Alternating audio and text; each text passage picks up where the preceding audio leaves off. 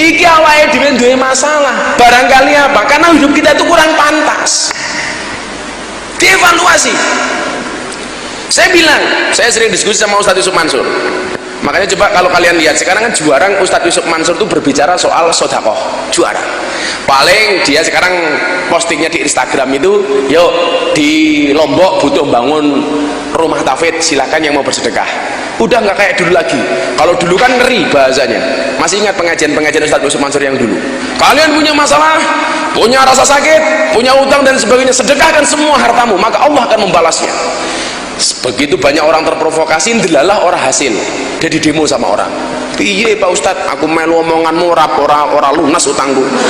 Kan banyak. Kan sempat banyak seperti itu. Dulu itu saya kalau nemeni Ustadz Yusuf Mansur itu kalau berbicara sedekah, kalian punya masalah, ayo kalian hari ini bawa apa? Sedekahkan, minta sama Allah. Buka Al-Quran. Masalul ladina yunfikuna amwalahum fisabilillah, 1 diganti 700 kali lipat. Saya itu pernah menyaksikan Pak, orang punya pom bensin 7, yang 1 langsung dikasih, nyok belum. Orang bawa Innova, sak BPKB ini, sak BPKB ini. Lawak murah mungkin, BPKB ini jadi Megadian soalnya. Begitu ini gagal, orang banyak demo ke Ustadz Yusuf Mansur. Padahal saya bilang ini cuma cara saja yang salah. Saya bilang sama dia, ad-dunya darul amal la jazaa wal akhiratu darul jaza la amal. Ini konsep dasar. Ini kembali ke tema kamu itu loh, memantaskan diri di hadapan Allah. Kalau bahasa saya, pantaskanlah hidup, pantaskanlah amalmu di hadapan Allah, maka Allah akan memantaskan hidupmu. Konsep awalnya begini, saya itu nggak nyaman kowe ngopo sholat duha supaya rezekiku lancar. Sehingga apa? Tujuan dia sholat duha itu hanya untuk ngoyak rezeki. Kalau saya konsepnya apa? Sholli sunat duha rakaataini lillahi ta'ala, ya lillah karena Allah. Wadene rezekine lancar kuwi bonus. Tapi kalau kita sholat duha hanya ngejar rezeki yang lancar, yang kita dapatkan hanya rezeki tok, tidak akan dapat ridhonya Allah. Paham nggak? Kamu sedekah, yuk, kowe ngapa sedekah? Men oleh balen sing luwih akeh. Kuwi berarti ra ono bedane rupamu karo rentenir. Karo Gusti Allah kok hitung-hitungan, bajingan. Ora iso. Allah kok maca hitung-hitungan. Allah ki wis nantang, wa in ta'uddu nikmatallahi la tusuha. Kowe ngitung nikmate Gusti Allah ora bakal iso. Lha wong kok iso-isone sedekah nyemplungi piuk men oleh balen sing luwih akeh. Rentenir, Bro. Semalanya ketika ada mbak-mbak WTS tanya sama saya, ayo Dok, mau Idul Adha kita berbagi hewan kurban. Mbak-mbaknya tanya, Bah, niki lak duit maksiat, hasil kula kerja ngoten niki. Lak kula melu kurban napa wonten pahalane? Jawaban saya sederhana, mohon maaf Dok, Gus Miftah bukan panitia pahala. Makanya jawabannya dalam kitab hikam itu apa? Man abadahu li syai'in, barang siapa menyembah Allah karena sesuatu atau menolak sesuatu, berarti dia belum paham dengan sifat-sifatnya Allah. Lawang solo rezeki lancar ki mergo mung duhane tok. Aku dunia Bill Gates kira sugih no. Oh Bill Gates kira tau salat duha kok. Ayo. Iya enggak? Kudune Jack Ma kira sugih no. Saya ki Jack Ma sugih ra umum, orang terkaya di dunia nomor sekian, yang dari Cina itu loh, yang kemarin diterima sama Jokowi itu loh. Itu. Jack Ma namanya.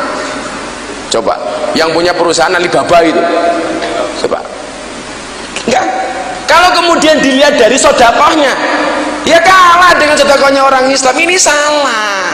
Ingat, innallaha yu'tid dunya man yuhibbuh wa man la yuhibbuh.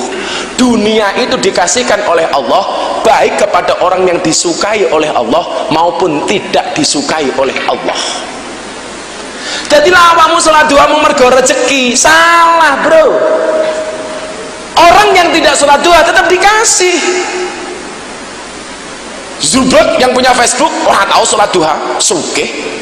Ayo, tahu pokoknya. Sekarang Bill Gates itu kalah dengan siapa itu? Yang satunya itu kalah. Orang terkaya di Indonesia, Bos Jarum, tahu sholat duha? Ora tahu, sugih. Lah motivasinya itu loh yang salah, motivasi ketika beribadah. Harusnya apa? Kowe ngapa ngene? Allah. Allah. Kalau kemudian sudah disenangkan kepada Allah, enteng. Maka waktu itu, oh iya, iki aku yang salah. 2008 saya masuk TV. Waktu itu akhirnya saya dikontrak sama LaTV. LaTV itu TV One. Waktu itu TV One. Tulisannya One kok TV One. TV One. Saya tidak merasakan kenyamanan sama sekali. Nggak merasakan kenyamanan sama sekali. Akhirnya abah saya waktu itulah telepon, "Le, pengen uripmu kepenak." "Nggih, Bah. Carane pripun?" "Pantesno amalmu." Saya pikir sholatnya wis apik dan sebagainya. Sholatmu wis apik, tujuanmu sing kudu mok dandani. Tujuanmu sing kudu mok dandani. Kowe ngopo tahajud? Allah. Kowe ngopo sedekah? Allah. Enak.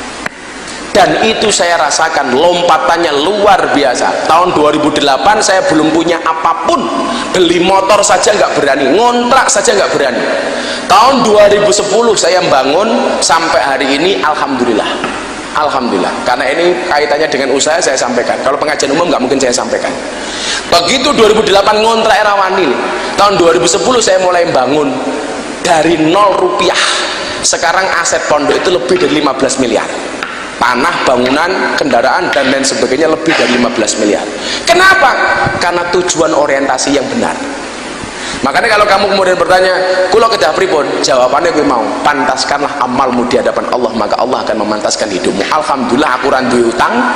Alhamdulillah aku nggak punya tanggungan apapun, dan saya nggak punya apapun kecuali punyanya Allah. Kayak saya besok tanggal 13 Oktober itu milad pondok, saya harus mendirikan uang 200 juta. Tempat saya itu pengajian setiap bulan sekali yang hadir 10.000 orang. Sekali pengajian 50 juta, tanpa panitia, tanpa proposal, tanpa kotak infak, tapi bisa jalan. Semua jamaah bisa makan. Kenapa? Karena langsung hati kita bersandar hanya kepada Allah, bukan kepada bank maupun rentenir. Naudzubillah. Jadi cara pahamnya seperti itu, Mas. Jadi jangan hanya kemudian kita mengatakan masyarakat tanpa riba, tapi orientasi kita dalam berdoa itu masih salah. Kesalahannya di sini. Saya kemarin ketemu sama Mas Sabtuari, yang jenengan bilang ketemu Mas Sabtuari. Saya bilang di dalam dataran teori bagus bukunya dia itu. Tetapi kadang-kadang apa? Di dalam iktikad kita kepada Allah itu banyak yang salah. Kudune lah kowe iki, ya Allah kula manut kalih aturane panjenengan. Ini yang dimaksud dalam Al-Anfal ayat 2, wa ala rabbihim yatawakkalun. Tawakal. Wes. Didik meneh.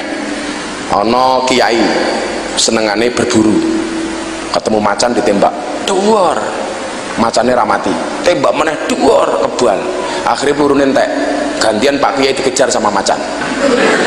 Wut ketemu jurang. Pilihannya mau loro. 12 nyemplung jurang, balik diuntal macan. Kiai ini kelingan Al-Anfal, tawakal. Ya Allah, bilih kula kedah mati tipangan macan, mang pateni kula kanthi husnul khotimah. Ternyata macane ramangan Kiai, malah sikile diangkat. Macan, kowe ngopo ramangan aku? Sabar Pak Kiai, kula nggih nembe ndonga.